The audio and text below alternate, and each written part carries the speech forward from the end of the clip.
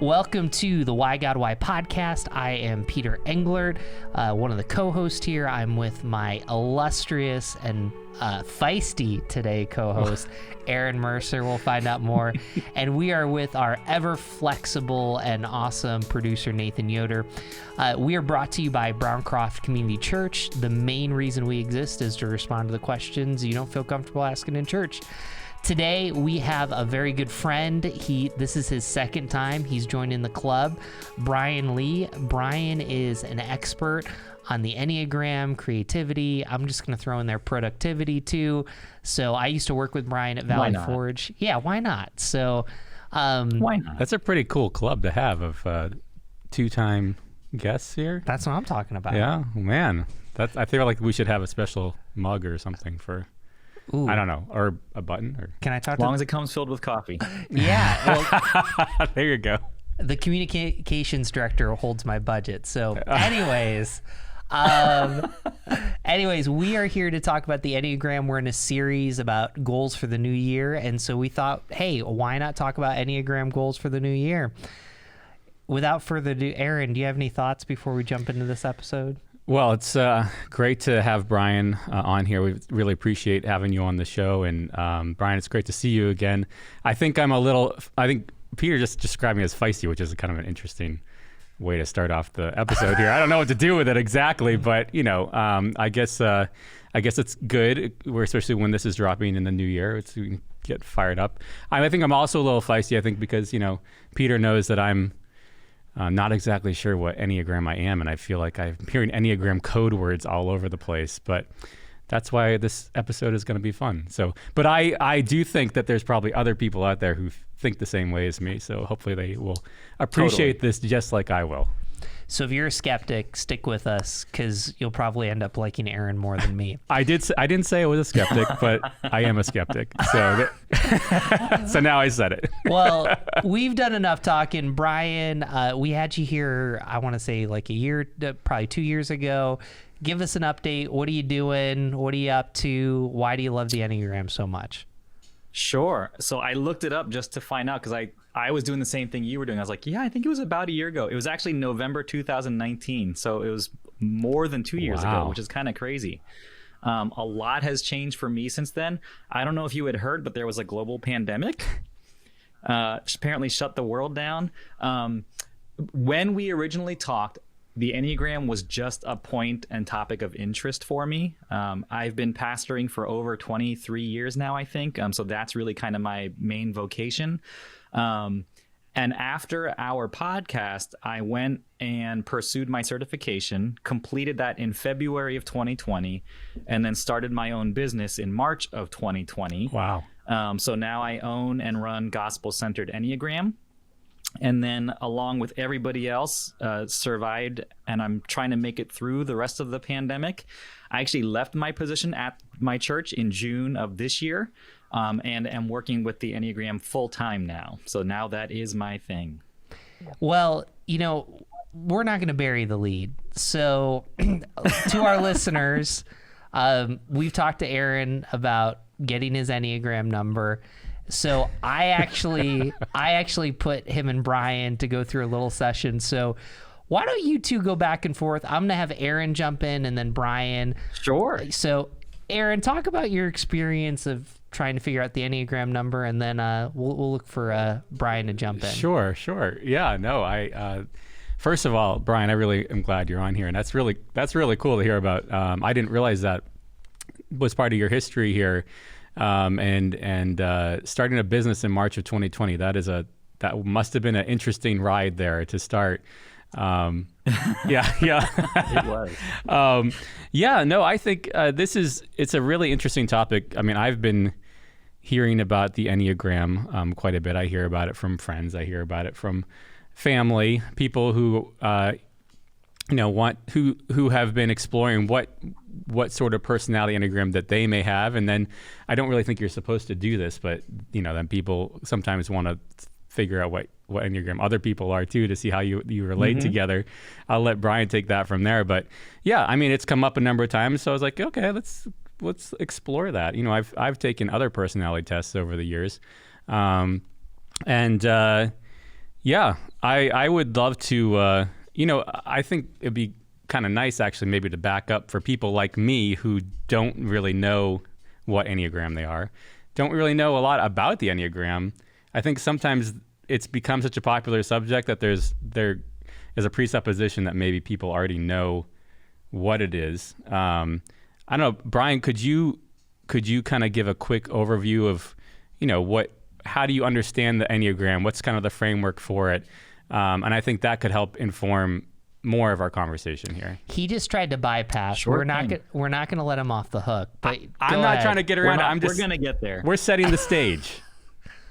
We're setting the stage. We're setting the table before we can have our meal. I appreciate your skepticism. I really enjoyed our time together. And we really bounced around. And again, not burying the lead, we actually didn't land somewhere. And that's really okay. And there are so many people out there who don't land on a type right away. Some people take weeks, months, or even years. And then some people mistype and think they are the wrong type for a long time. But for me, the Enneagram has become transformational because the way that it reveals the false stories that we often tell ourselves and who we think we're supposed to be in this world to survive. They kind of uncovered these unconscious motivations, behaviors, patterns, habits that we do over and over again, thinking that this is what we need to be accepted, loved, to survive, all these pieces. And it's a powerful and really transformative tool. And for me, it's Ephesians 4, right? It helps us to see our old self that Paul talks about so that we can take it off and put on the new self that's actually created in Christ. And you hear a lot about the Enneagram. It's become a buzzword. It's become a hot topic, especially in evangelical churches, both for people who are for and against it. No one really knows where it came from. It's an ancient system. Todd Wilson, I think, wrote a really great book called The Enneagram Goes to Church that kind of takes on a lot of those topics, along with several other people. And for me, in my experience in church ministry for over 20 years, almost all of the issues I've had with people are because of differences in personality. I spoke in a class at Valley Forge at our alma mater yesterday, and one of the questions the students was asking was like, what do you do when there's a sin issue or an issue with someone on your team, and how do you address it, blah, blah, blah, blah, blah. And I was like, honestly, in my experience, maybe 5 to 10% of the issues I've seen have been sin driven. The majority of the time, it's just because we see things differently or because we are just different people. And I have personally gone through my own fair share of hurt and trauma. I saw how often it was the result of leaders who are either unaware of or ignorant of their effect on other people, and how their blind spots create this wake of destruction or damage behind them, right? So I made this promise to myself. I was like, I am going to learn as much as I can about myself so I don't become that kind of leader and destroy people in my path. Because as soon as I discovered my type, I was just wrecked. I was like, holy cow, I can see how I've really ruined people around me because I didn't realize what I was doing to them and the way I was approaching them. So when we become aware of how we function and why we function, and learn how other people function differently, and then recognize that our differences are a gift to each other, right? Because we are part of the body of Christ and we are supposed to be different and we all fit together. No one is more important or less important than the other. We can't say, I don't need you. Then we start to make that kind of progress. And for me, of all the assessments and personality things that I've taken, and I've taken a lot, this has been the most useful and immediately practical thing.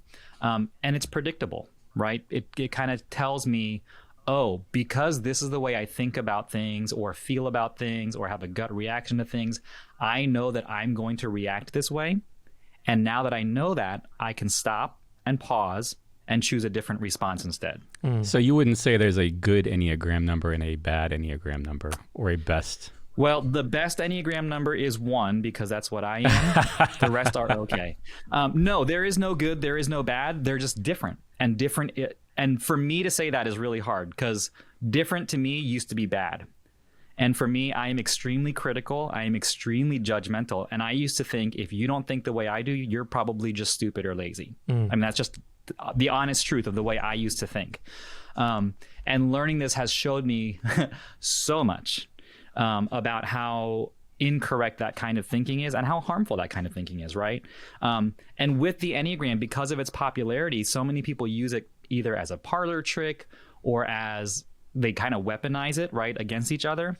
And the thing that the Enneagram should never become is just something to talk about or something that becomes exclusive or leaves people out. It should be inclusive. It should draw people in. And there's a way to talk about it without having to talk about it. You know what I mean? You can use the language of understanding without having to get technical and use terms like that. Does that make sense? Yeah, let me, before we get into Aaron kind of talking about the typing experience, Brian, I was thinking about yours and my relationship, and, we can always edit this out. So Brian, this could get interesting. So Brian used to work at Valley Forge. I used to work at Valley Forge. He was a graphic designer. I was an admissions counselor. I identify as an Enneagram 2, sometimes called the helper, the giver. I'm very relational. And there's more nuance to that. But I remember, I would just pop into Brian's office and be like, hey, how you doing? And Brian it was written on his forehead, I'm working, please leave. And I'd stay there for 3 minutes, and I'd sit there and be like, Brian must be so angry at me. Because I just think everybody wants someone to walk over and say hello to them and be joyful and happy, And when Brian and I reconnected, and we've stayed in touch throughout the years, but I think about how helpful that would have been.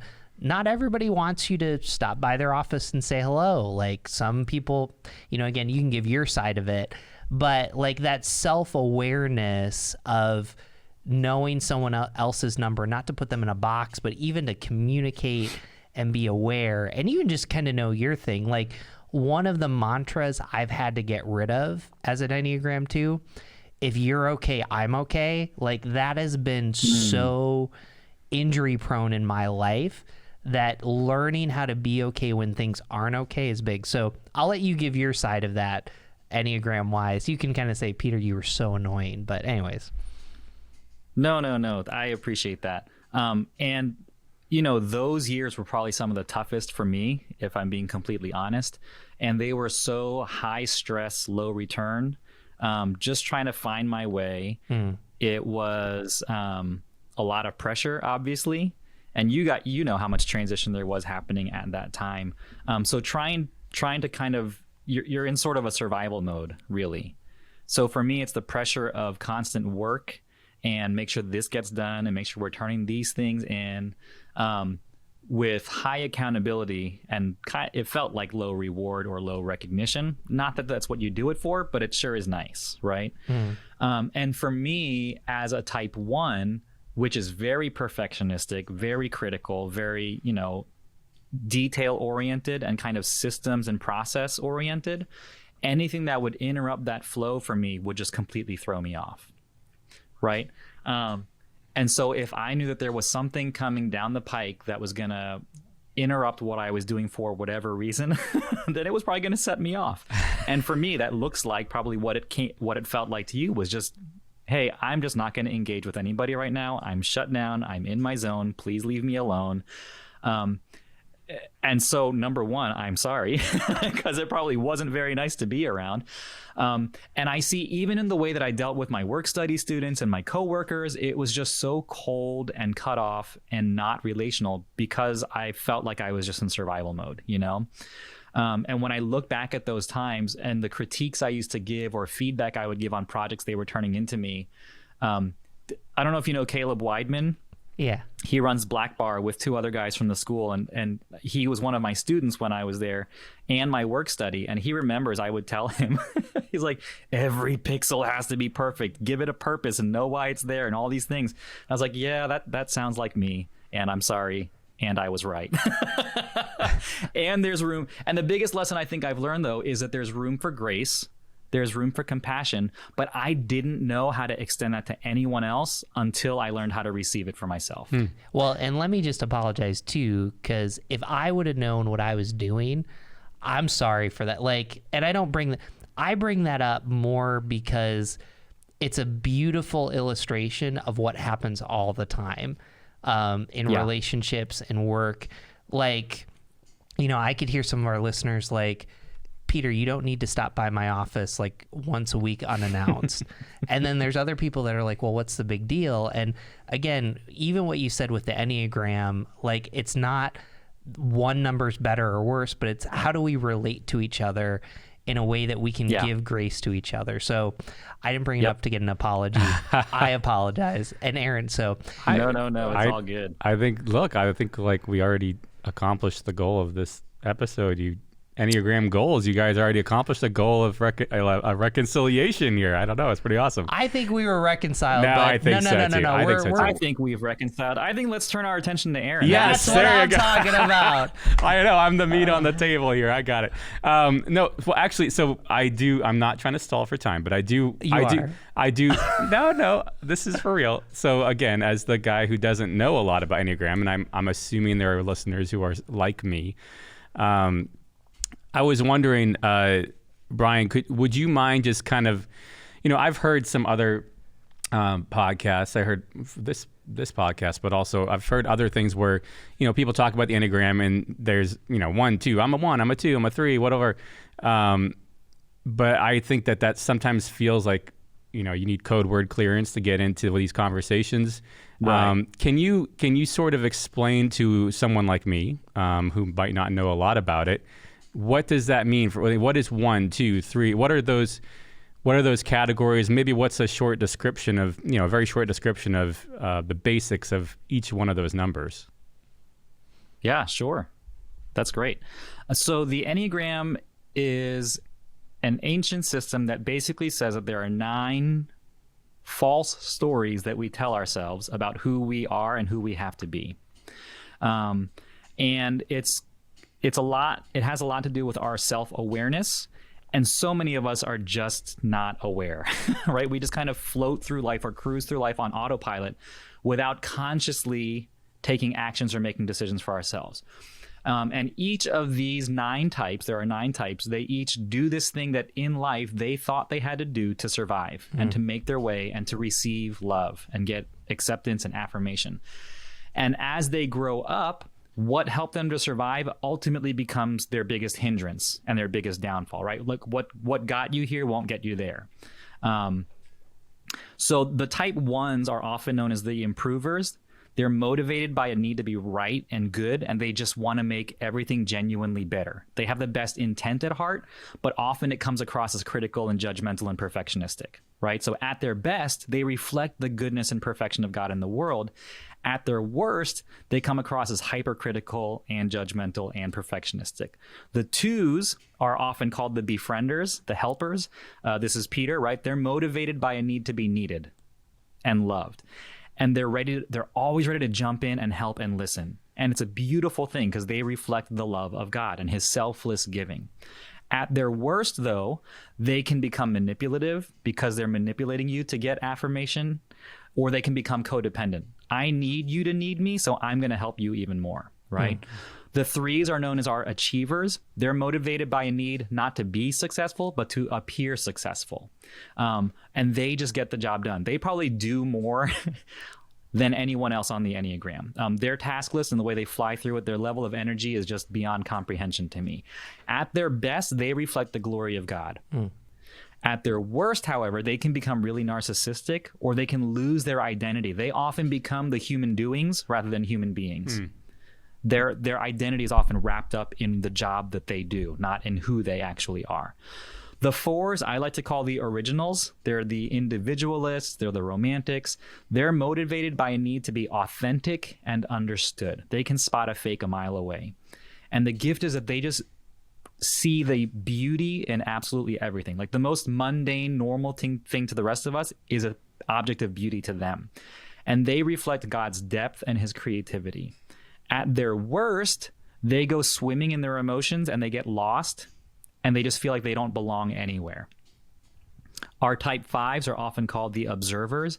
They're motivated by a need to be competent and to gain understanding. They are our most objective thinkers and researchers, and they have a real need to conserve their energy and avoid relying on other people to meet their needs.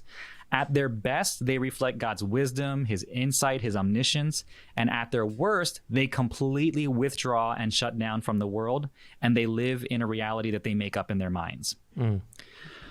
Our sixes are known as the loyalist. They're motivated by a need to be secure. They are actually the most courageous and look out for the good of the group. At their best, they reflect God's steadfastness, his loyalty, his faithfulness. At their worst, they can spiral out, and they often get typecast as worst case scenario thinkers. I like to say that they are just every case scenario thinkers. They just plan out every possible scenario. It's not just worst case, it's every case. They can become hyper vigilant or suspicious. They can be prone to conspiracy theories, and they really have a hard time trusting themselves and other people. Type 7s are called our enthusiasts. They're motivated by a need to be fully satisfied. There's never enough. There are not enough options on the menu, not enough adventures to go on. They are joyful, enthusiastic, optimistic. At their best, they reflect God's childlike joy and his delight in his creation. However, at their worst, they just jump from thing to thing to thing to thing, and they're always looking for an escape hatch to avoid their pain or avoid boredom, to avoid feeling limited, right? Type 8 are known as our challengers, and they're motivated by a need to protect themselves. They stand for justice, and they represent strength and power in the world. At their best, they reflect the power and intensity of God. At their worst, they become bulldozers or snowplows on a rampage that are just out of control and destroying everything in their path when they don't know how to harness and recognize their power and strength, right? And then last but not least, our 9s are often known as peacemakers or accommodators. They're motivated by a need to avoid conflict at all costs. So they're really steady, they're easygoing, they bring peace and harmony to the world. Everyone loves a 9 because they just go along to get along, right? Nothing really bothers them. They're like a duck, the water just rolls off their back. At their best, they reflect God's desire for unity. They just want us all to be one. They want us to be together, everyone get along. At their worst, they're constantly people-pleasing and merging with other people. It's like, hey, what do you want to do? Oh, whatever you want to do. But secretly, it's building up into this kind of resentment inside of them until they explode. And like, how come no one ever listens to me or does what I want to do? But generally, that's kind of there's a good side, there's a bad side, right? To all of us, where we reflect what God is and who he is. And you hear how different all 9 types are, and we need all 9 types to see a full picture of God. Like, we need each other. Otherwise, we're just kind of mischaracterizing who we think God is. All right, Aaron, you're on. What, out of those 9 types, What do you want to know? what were the types that kind of resonated as you and Brian talked? I know when we talked, when I took the original test, I think if I remember correctly, what scored higher were 2 and 5. But I think when you describe, as we talked and as I've since then looked at some other things too, I feel like, for me, 6 probably resonates more, but I don't know for sure. I feel like I'm, maybe I don't know. It's a mystery. A man of mystery, I guess. I don't know. But what before we have Brian jump in with comment, what resonates the most about 6 to you as a person? That's a great question. I definitely think about a lot of. I think a lot of scenarios. But also, to me, loyalty and things like that have always been very important. So I don't know. I think it's one of those things. I don't know if that's my type. And, again, I'm coming at this from, trying to figure out how would I fit in a system like this, and how would a system like this actually be helpful for me to fit into? Like, how would that affect how I interact with you, Peter, for example? Like, I don't know. If I want to get along better with Peter, should I say that I'm a 6 or a 5 or a 2? I don't know. Well, before we get into that question, Brian, talk about your experience of like some of the stuff you talk about with Aaron, and just kind of where you're at with that. Sure. Yeah. No, we had some great conversations going back and forth. Towards the end of the conversation, I did say that the two types that generally have the hardest time landing are 6 and 9. Because generally everyone else, as soon as they hear it, it's a punch to the gut. And you're like, oh, I don't want that to be me, but I know it is. Because 6s have such a hard time trusting themselves, they go back and forth a lot. And then because 9s are so used to seeing everything from everyone else's point of view, they have a hard time recognizing their own. So if you feel like 6 resonates, I would just try it on. It's like an outfit. Just try it on for size for a week or a month or whatever and see if it fits. You know what I mean? And that's generally what we tell people, because what's different about the Enneagram than all these other assessments is no test can tell you who you are. You have to confirm it for yourself. It's really dangerous for us to go around typing other people, even though everyone does it, because you can mistakenly assign somebody an identity that they actually aren't, and it can do some real damage for that person, depending on who they are and what kind of stage they are in life. So I try to be really careful when I'm coaching, is to not tell people what they are, but I try to push them in directions to go search for themselves. So what does it mean to try it on for a little while? What is that? I mean, are you talking about that? Then that affects how you interact with other people, or how you perceive what you're feeling, thinking? So for anyone who is unsure of what their type is, when I say to just try it on for a while, you're going to have to do a little bit of reading and research, right? to find out what that type is like. Read about it, live it out, see if you can do some self-observation over the next couple of days and weeks. It's like, hey, what do I notice about myself? And that's a really important tool to have, is because we don't know what we don't know, right? And once we start paying attention to things, I have different observational tools that I'll use. Marilyn Vansel, who I know you guys have had on here, uses the Own Up tool, which is really great. Beth and Jeff McCord from Your Enneagram Coach use an Aware tool. And they all kind of do the same thing, just different ways. It's just, hey, as I observe myself, as I awaken to the habits and patterns in my life, what do I notice? And when I see it, where is it coming from? Right? And that's how you start to dig out the unconscious motivations that drive our behaviors, to say, well, because a lot of us do the same things, we just do them for completely different reasons based on those motivations.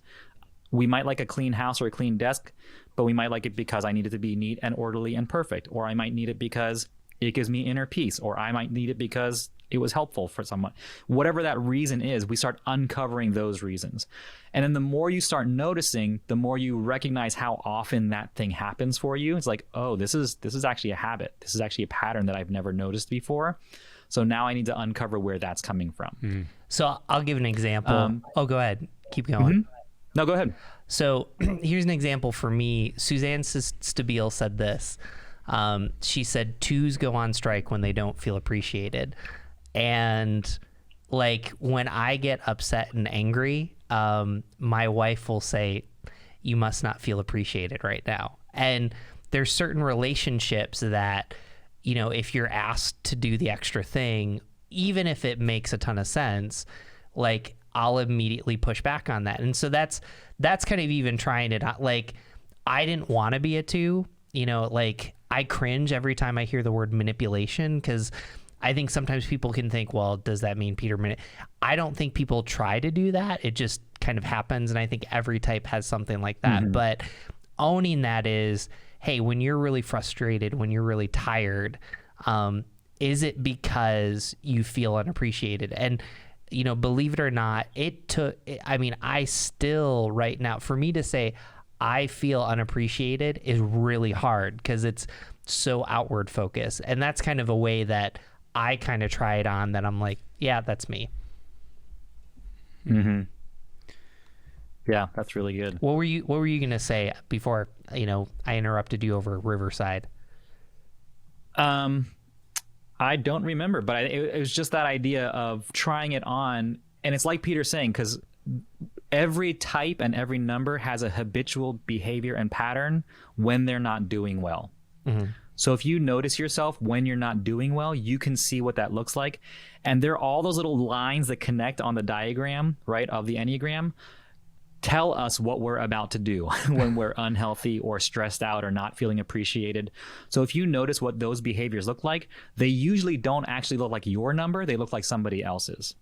So if you can recognize the patterns that you keep repeating and going to, see what looks like it connects the most to you, and that can usually help narrow things down too. Have you found in your, as you've been studying the Enneagram, as you've been working with people, finding out what they think that they are as they're typing themselves. Have you found, do people feel like they're a blend of different numbers? Or you mentioned that there are lines between the numbers. Maybe you can explain that a little bit more. But, how much interplay is there between the numbers and I don't want to say a typical person because there's no typical person, but what have you found in that? Sure. Yeah, that's a great question.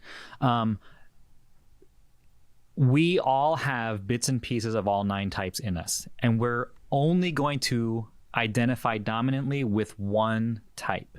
That being said, we all have immediate access to 5 different numbers and types because you've got your main and dominant type. So for me, I'm a type 1. And then on either side of my number, I've got a 9 and a 2, and those are my wings. So I borrow from those as I need them. And then I'm connected to 4 and 7. So I pick up and use those types as resources as well, and just as an instinct when I need it.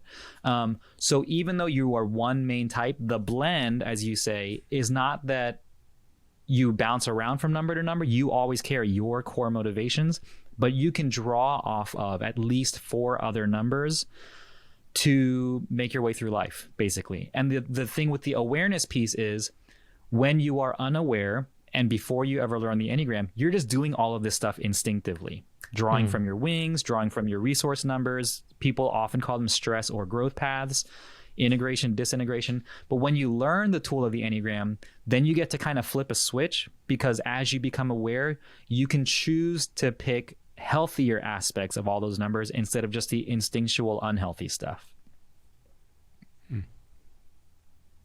Yeah. What do you think, Peter?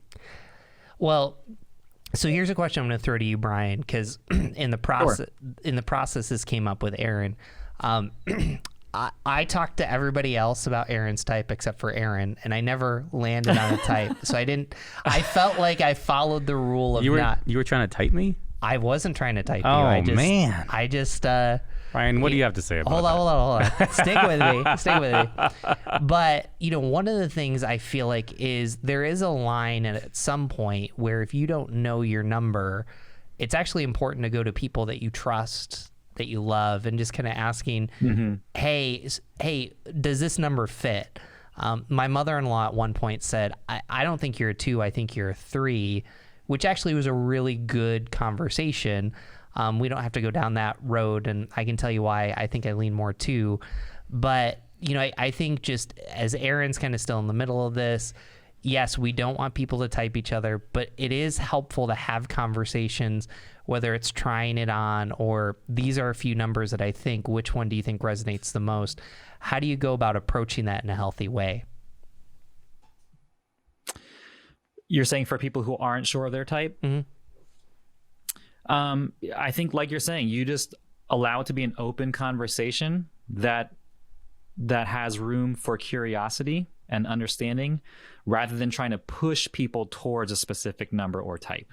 I think the more open-handed you can be with the process, and again, some types will have a harder time with this, me being one of them, because I'm so judgmental and I think I know everything, which I don't. We can tend to push people towards, oh no, I think you're really this number. I really think you're this number. And then depending on your personality or type, you're just going to go along with it because you think you're supposed to follow the rules. You're supposed to follow someone who says they're an authority, right? So I have to be really careful about not doing that with other people. So when you are encountering someone who's unfamiliar with the Enneagram or who's not sure of how to land on their type, just ask curious questions, ask why questions, be open-handed with it, and don't push them towards something, but kind of invite them into that process, because no one wants to be pushed into something anyway, right? Before we get to the goals for each type, how does this work in your marriage? For people that don't know, I grew up with Victoria. We were family friends. So if Brian doesn't want to answer, like I said, we can edit this out. But how has this kind of helped your marriage and just even parenting? Yeah, no, it's helped us in a huge way. So Victoria is a self-preservation 3, which is a counter type of a 3. So she doesn't present as a normal one, but she's much more, she doesn't care about the spotlight. She doesn't care about recognition and achievement, but she does want to get the job done, and she does want to do it well. She does want to be appreciated for things. I can't tell you how many circles we used to go around in our arguments because we were both just trying to be right about something. Right? And how often is the fight that you're having not really the issue that's the issue anyway? Right? Your Enneagram coach uses this tool they call the dance, which I just love. And it looks like an infinity loop. And based on my behaviors and motivations, when something triggers me, I'm going to have this reaction. And now because I have this reaction, it's going to play off on my wife in a certain way that's going to trigger her motivations, and she's going to have a reaction. And then we're just going to go around this loop over and over and over again.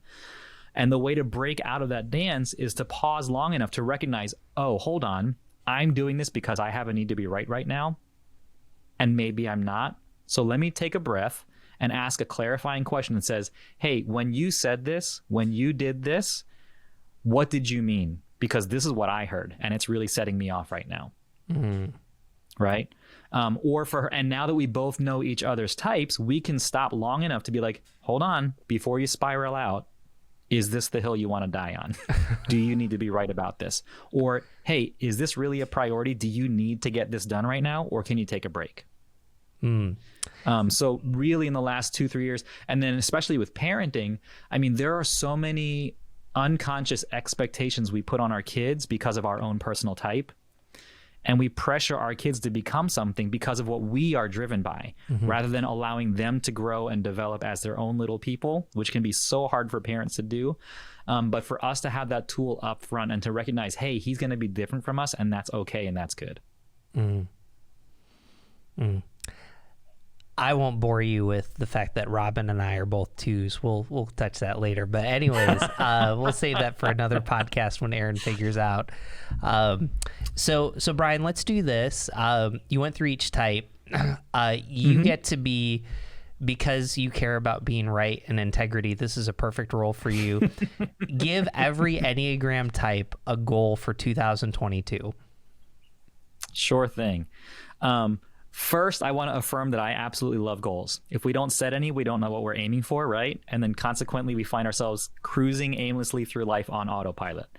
That being said, we have all of us lived through 2 incredibly difficult and traumatic years, right? Pandemic, racial violence, tension, political divisiveness and extremism, spiritual reckoning in the church right now. So if your only goal for this year is to survive, you have done enough.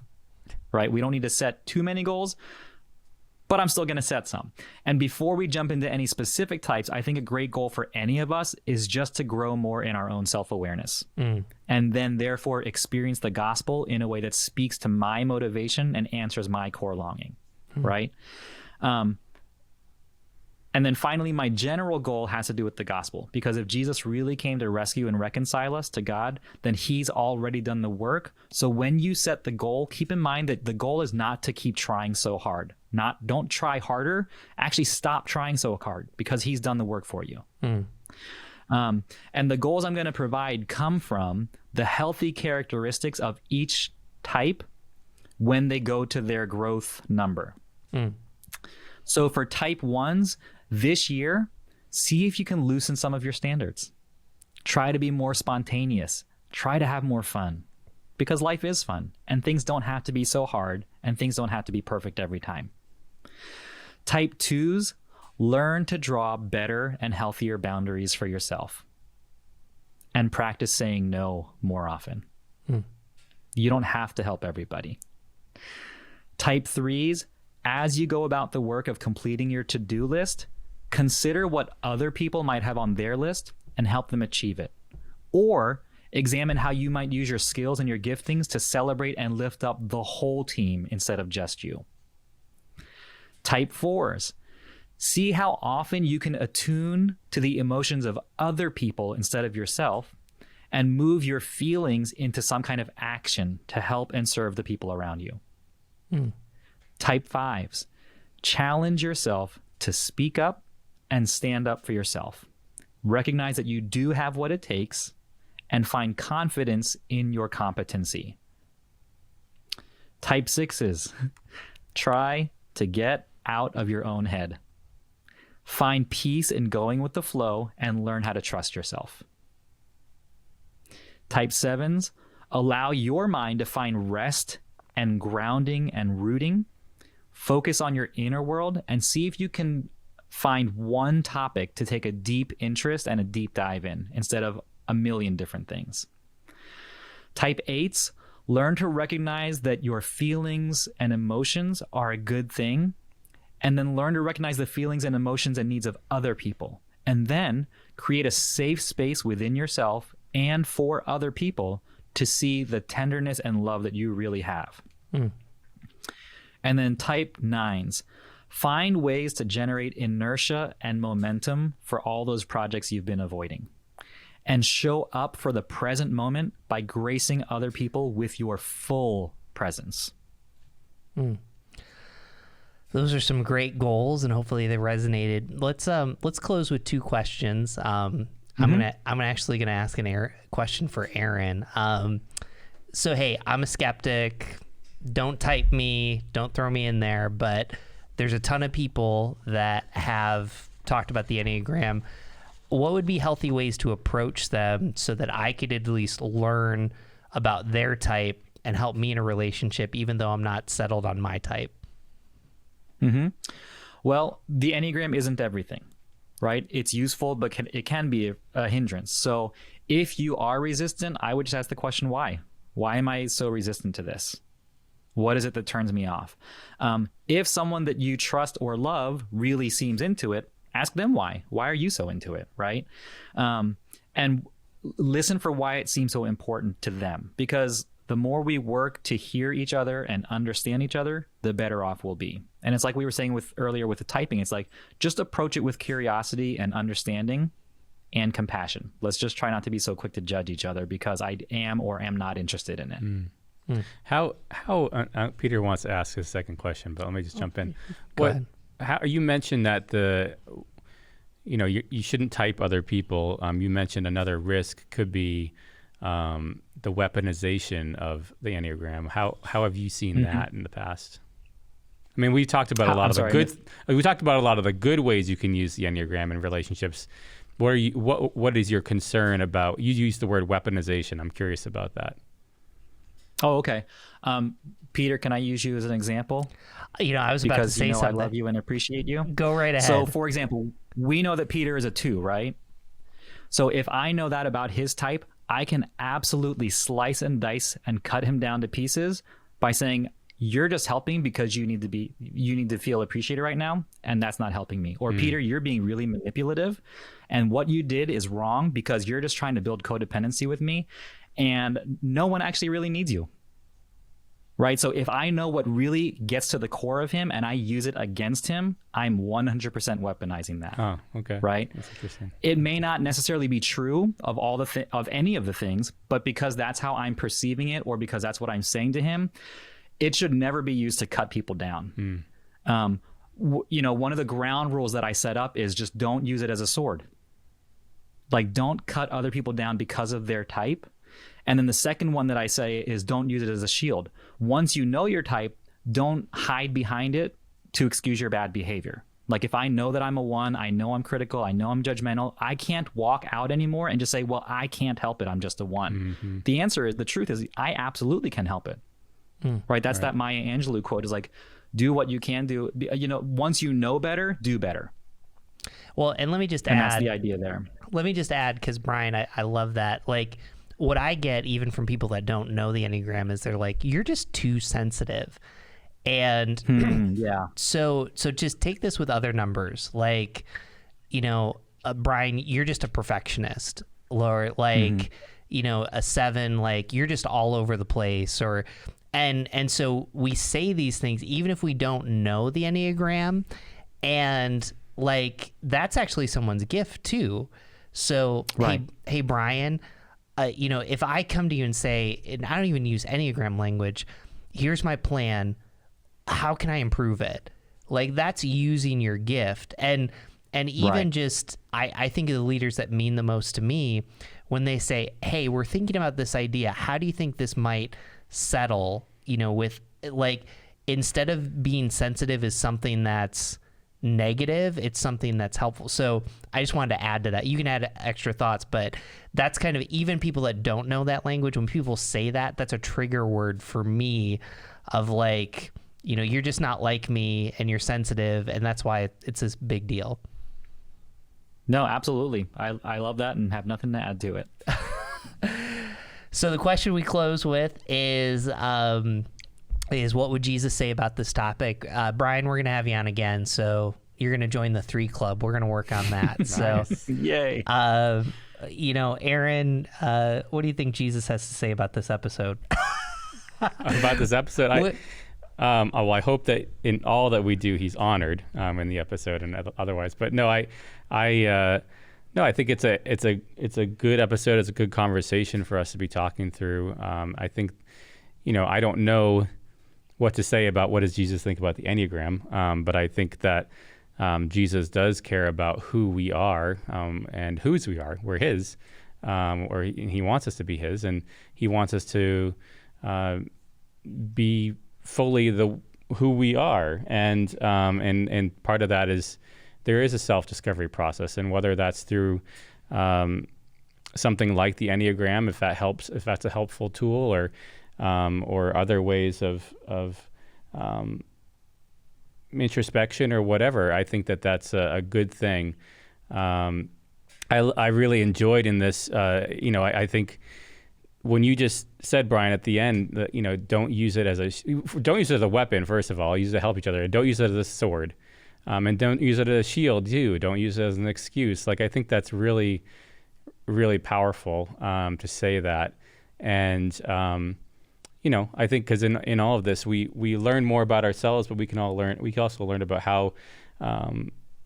how God can make us into the best versions of ourselves. He wants us to be better than we even want ourselves to be. And I know there's a lot of hope in that. So, Yeah.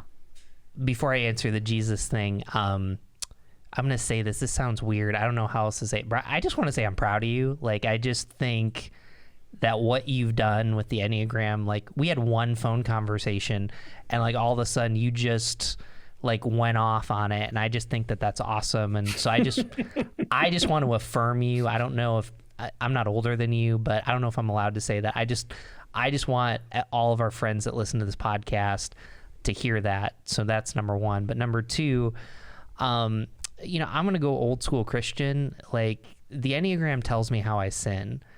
And, I sin with pride. And I think what Jesus says about this, and I think there's a general and specific, is, how do you take yourself off the throne of your heart and put Jesus back on? And for me, when I think about pride, there's overt and covert. So, the overt pride is, as an Enneagram 2, is, telling people everything that you're doing and doing it for wrong motivations. And then the covert pride is like what you said with the goals with boundaries, is thinking that you can do everything and that everyone needs you. And I think about the new year, and I think about, just this old idea of sin. We don't talk about sin in Christianity so people feel judged. We talk about sin so people can experience freedom. And so I think what Jesus would have to say is any tool that helps you experience freedom from the gospel, if it helps, then use it. And so I think where I'm landing in this episode is, if 2020 and 2021 were super difficult years, be gracious. I wonder if 2022 is the year of freedom, which involves a healthy amount of self-awareness. So that's where I'll close. Mm-hmm. I love it. For me, it took me a while to land on what my answer is, but I eventually landed on Luke 10:27. It's the parable. It's just before Jesus tells the parable of the Good Samaritan, right? And he just says, what's the way to the kingdom? And love the Lord your God with all your heart, mind, soul, and strength, and love your neighbor as yourself. He covers all the centers of intelligence there. Love God with everything that you are, with all of your feelings, all of your thoughts, all of your actions. And so many of us have no idea who we are, let alone know how to love who we are. And if I can muddy the waters with one non-Jesus quote, but he's the word, so all of it is him. Ephesians 5:2 in the Message just simply says, God loves you and love like that. And so to the extent that God loves you and loves me, I am to extend that love and grace toward myself and then toward everybody else around me. And if we can get to a place like that, how different would our climate be and our culture be? Wow, what a place to close. Brian, where can people find you? Yeah, thanks. They can find me at gospelcenteredenneagram.com. And my Instagram handle is the same, just at gospelcenteredenneagram. And you can go through what Aaron went through and get a typing session and stuff. Look it all up on the site. Follow. Brian's got some great stuff out there. We are at whygodwhypodcast.com. The best way is to go to the website and subscribe to our email. Brian, thanks for having you on. Aaron, thanks for being a good sport today. Oh, it was great. Thanks so much. Thank you. Have a great day.